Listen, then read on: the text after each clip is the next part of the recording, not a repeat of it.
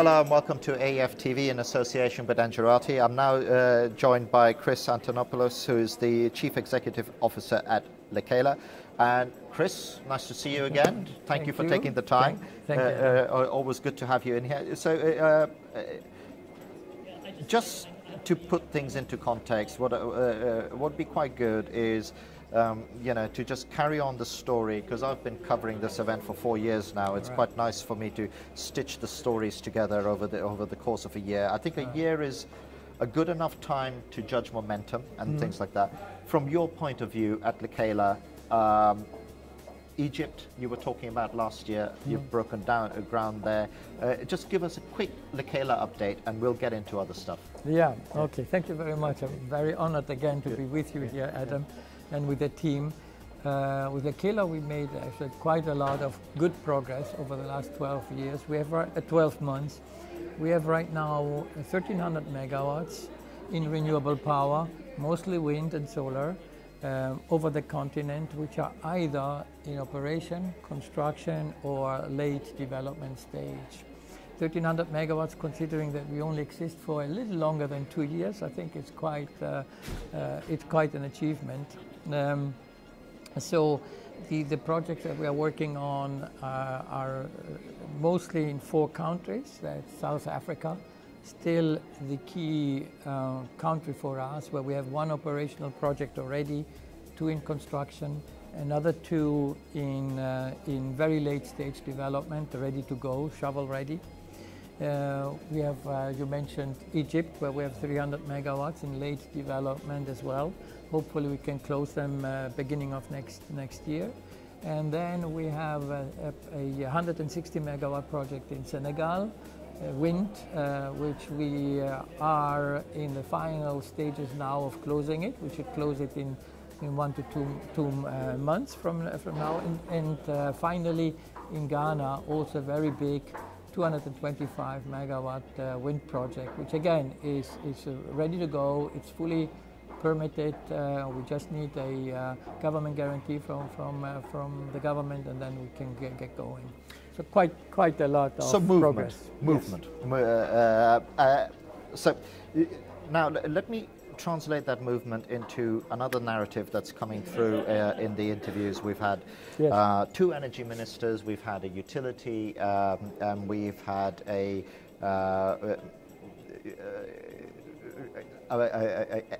an investor into power projects. We've also had commentary around, and it's an ongoing piece of commentary about, it's all well and good that these power plants are coming on stream.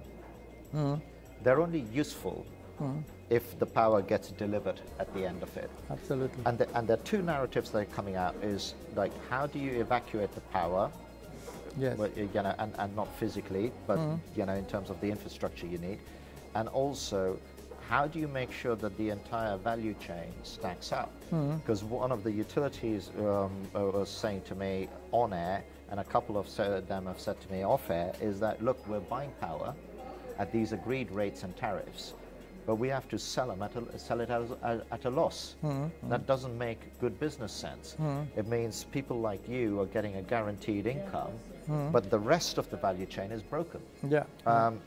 So does that mean that we need to have either power owners like yourself going further down that value chain, taking on more responsibility, or do you need to completely redesign the transmission and distribution equation in the energy value chain? So I've just been rambling. Let me give you the question. The question is the answer in you guys getting more involved? That could be definitely the answer. You're absolutely right. It doesn't help a lot for us to build a power station and then the power cannot be exported and cannot be used by the end customer. So clearly when we look at projects, development phase, it's not only that we're looking at, are we contractually covered, is the customer going to pay, but we are also looking, is the customer, the utility, actually able to pay? And enabling the customer to pay is, as you said, he needs to have equipment to to export to the transmission lines, to export the power from us to his customers, he needs to have also the distribution line. And now, so when we built one power station, at the same time, he needs to build, or somebody needs to build the transmission line, and somebody needs to build additional distribution lines. And so now the question becomes, who should be doing this? And clearly, you're right, there is a problem. If only the power generation is open for privates, then is actually the capital there? And is the capital, and even if it is there, is it efficiently, effectively deployed for the utility to build up the system? And here you have various ways of going forward. You know, we don't have to dream up something. We know that there are many countries which have now taken the next step, and they have opened up the distribution part of it. So we call them the DISCOs, distribution companies, which these distribution companies have been privatized to be able really to capture the customers and the wallet of the customer better. Typically, the transmission lines, they still remain in the hands of the utility or of the state. It's typically the last thing to be privatized, but there have been areas outside of Africa where this also has happened, where transmission lines have been privatized. So it can be done. Okay, so if we look at this and you go, right, we all agree that there is an issue at, to use a technology term, in the last mile. There is an issue there. You know, when I talk to utilities and they're saying, look, we're selling our power at a loss, and that's a fact. That to me is a huge problem. But they're doing that for a reason. They're doing it for a reason because either politically the will isn't there to support them, or the affordability isn't there. So how do you transition that? I mean, I know it's a little bit outside of Lekela's core competence, but you're in this market. Exactly. It is in your interest to have a fully bankable energy value chain, not bankrupt utilities being forced to be off-takers at a tariff that they can't afford. Yes, and that's a key concern. As a matter of fact, if you do business in Africa, that's your key concern. It's not sufficient to just have a couple of contracts which tell you that there is a promise that you will be paid. When we look at the project, we need to be assured that actually the money is going to be there to be paid. Because if our customer, the utility, is not being paid, even with the best will, we are not going to be paid. So we are looking at affordability. Us and our lenders is a key area that we are looking when we are investing in projects. Therefore, you won't see us in very many jurisdictions, because we realize there are certain jurisdictions in Africa which have a problem with affordability. Now, however, having said that, people need to realize where, number one, is the end customer really not going to pay? I put a big question mark there, because energy, electricity is so fundamental to a person that at the end of the day you will pay. And we have situations like off-grid situations, mini-grid, in various areas where some pilot companies are going into the market, into the last mile, as you say, and they are selling electricity with solar PV panels and stuff like that, and the customers are paying. 98% of the customers are paying. So, which means, there's always a question whether actually this theorem is true. Is that because also when we look at, and every time I come to this conference, I realize that how biased you get when you're enjoying the energy market in the context of Europe or whatever. Is in a lot of those pilots, the other interesting tariff that they deploy is that it's a pay-as-you-go type model. Yes, right? correct. I am very happy to be without energy between electricity between 9 and 12 because I'm not home, or it's really nice outside and I don't want to be inside. Right. It's one of those things that we don't kind of put, but my point is, surely this is the next or the fundamental challenge, because if this doesn't work, and you were saying it a little bit off air, you were saying that, okay, look, yes, Lekela are making good progress and you're getting a lot of things on there, but if you look at it on a macro African context, the progress, if you think about a year, actually isn't that much.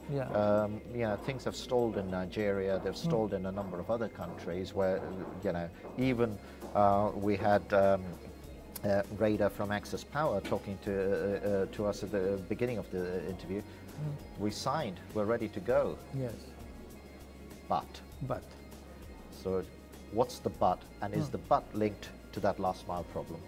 I'm not convinced that this is the case, but you're clearly right. The biggest issue that we have in Africa is that we have great plans, very ambitious plans by virtually all of the governments, applaudable plans, but the problem is the implementation. And I think part of the problem is that we are somehow, captured in a review mode. So whenever there's a new government, they need to review in search for the absolute perfect solution. But the perfect solution does not exist. What is perfect today is tomorrow not perfect. So when you see actually, which countries have flourished is the countries who have taken the risk to do a less than perfect solution, but they're doing it. And doing by learning. And then later on they do a more perfect solution and so on.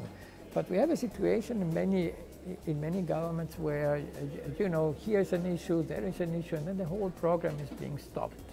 Rather than just taking the courage, implement a first, a second step, and the ones that have done this, like in South Africa, they see they see what is happening, the good things that comes out of it, like a huge reduction in price, right, and a much more efficient power. I would say the power industry, not only power generation, but even the value added created in a country, rather than importing all the equipment. That's happening in South Africa. And South Africa has been so far, I think, the model for Africa. But currently, the last 12 months, unfortunately, also there we're seeing a stop. And that stop, and I'm conscious of time here, and this inertia, is it solely down to political vision and bravery that stop thinking beyond the next 2 years, think 10 years, and put in plans like that? Is it entirely political? And because I can't help but going back to the point where, when problems were solved and you solved it across the entire value chain, it unblocked stuff. And I can't help but going back, I'm going to disagree with you, Chris, for a second. I can't help but going back to that last mile problem. If that last mile was working, the other stuff would unblock, wouldn't it? Or could. Or it would create a push effect to clear the blockage, surely. Sure, yes. No, it would, and that's why I'm saying we are very much in favor of unbundling, the last mile and privatizing the last mile, because it will help us also on the upstream, which is the generation side. Clearly, in our view, the best system is a system which is unblocked and which includes private participation and as little as possible of subsidies, so that the true market is really reflected. As long as you have this artificial. Like feed-in tariffs and things like that. Exactly, these artificial tariffs, something at the end of the day always goes wrong. Yeah. And just a final word then. So you're, just as a barometer for me, you're in Senegal, Egypt, you're Ghana, South Africa. Correct. So that to me then says those are the 4 jurisdictions where it's least blocked up. Yes, you can say that. Yeah. Is there another one that's on your event horizon? On the event horizon, you know, countries like Kenya would definitely be there, but there are also others. I think you mentioned Nigeria. I think there is on a long-term basis at least, quite a potential in Nigeria if they can unblock the problems that there. And on that note, we will leave it because otherwise we'll spend 10 minutes talking about Nigeria. Chris, of course we will. As ever, it's a pleasure to have you here, and thank you for joining us, and thank you as well for again, joining in the spirit and talking about the market issues with us. It's very helpful. Thank you very much, and as always, it was a great pleasure to be with you. Excellent. Thanks again as well to you for watching. Thank you.